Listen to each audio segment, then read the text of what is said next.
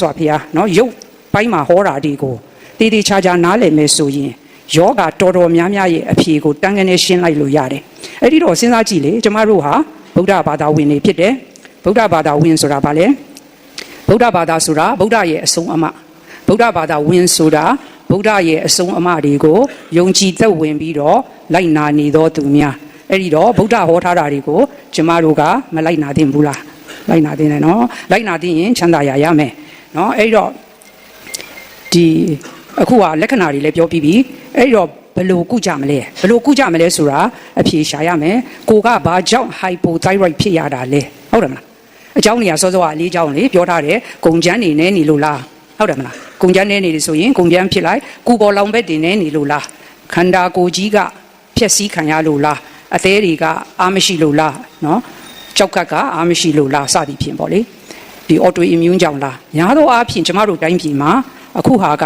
ဒီကုန်ချမ်းနေလို့လည်းဖြစ်တယ်အကြောင်းမျိုးမျိုးပေါ့နော်ဒီအသေးမကောင်းလို့ကြောက်ကမကောင်းလို့အမျိုးမျိုးပဲအဲ့ဒီတော့ကိုတတ်နိုင်သမျှလိုက်ပြီးတော့ပိတ်ထားရမှာဖြစ်ပါတယ်အဲ့ဒီတော့ဒီဆေးတောက်မယ်များသောအားဖြင့် hypothyroid ဖြစ်ရင် thyroid ဆေးနဲ့ပြန်ပြီးဖြည့်ကြတယ်ဖြည့်တဲ့အခါမှာပြဿနာကဒီလိုရှိတယ်ကျမတို့တိုင်းပြည်မှာဝယ်လို့ရတဲ့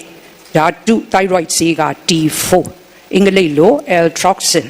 thyroxine synthroid အဲ့ဒါက T4 ဆိုတာကလစီးထဲမှာအလုံးမလုံးနိုင်ဘူးခန္ဓာကိုယ်ထဲမှာပြန်ပြီးတော့ကလစီးထဲမှာအလုံးလုံးနိုင်တဲ့ T3 ကိုပြန်ပြောင်းရတယ်နော်ကျမပြောတယ်ကျမတို့တိုင်းပြည်ကလူတွေကအသေးယောဂါတွေလည်းများတယ်အဆုတ်ယောဂါတွေလည်းများတယ် on top of that ဒီထဲမှာအရက်တွေအရန်တောက်တယ်ဆိုရင်လည်းအသေးယောဂါအသေးစီဖုံးတဲ့ယောဂါအသေးကျမတို့တိုင်းပြည်မှာအသေးယောဂါတွေအရန်များတယ်ဒါကြောင့်မို့လို့ကျမတွေးရတဲ့လောက် T4 တောက်နေတဲ့လူတွေဟာဒီ hypothyroid ပြဿနာကိုဖြေရှင်းဖို့အတော်လေးခက်ကြတယ်။ဘာကြောင့်လဲဆိုတော့သူတို့က T4 တောက်နေတဲ့အခါမှာသွေးစစ်လိုက်ရင်သွေးရတော့ okay လို့ပြတယ်။ဘာကြောင့်လဲဆိုတော့ကိုက T4 တောက်နေတော့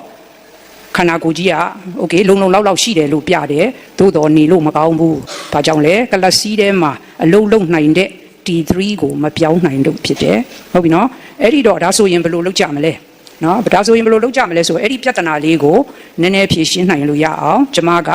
ဆရာဝန်လက်မှတ်မပါဘဲနဲ့ဝယ်လို့ရတဲ့ဖြစ်ဆွက်စာအနေနဲ့ရောင်းတဲ့နော်သဘာဝ thyroid hormone ပေါ့နော်ဝယ်လို့ရတယ်အင်္ဂလိပ်လိုသူဆေးနာမည်က thyroid natural glandular နော်အဲ့ဒါဝယ်တော့လို့ရတယ်သူကဆရာဝန်လက်မှတ်နဲ့ဝယ်လို့ရတဲ့ thyroid လောက်အစွန်းမရှိဘူးသို့တော့လုံးဝမတောက်တာတဲ့စာရင်လူတော်တော်များများဟာတက်တာလာကုန်ကြတယ်နော်တစ်လုံးမရရင်နှလုံးမရရင်သုံးလုံးတင်းတယ်လို့တင်ရမှာပေါ့နော်သူကအတော်လေးကောင်းတယ်သူကတဘာဝသူကဓာတုမဟုတ်ဘူးဓာတုဗေဒနီးနဲ့ထုတ်ထားတာမဟုတ်ဘူးသူကဩစတြေးလျကလာတဲ့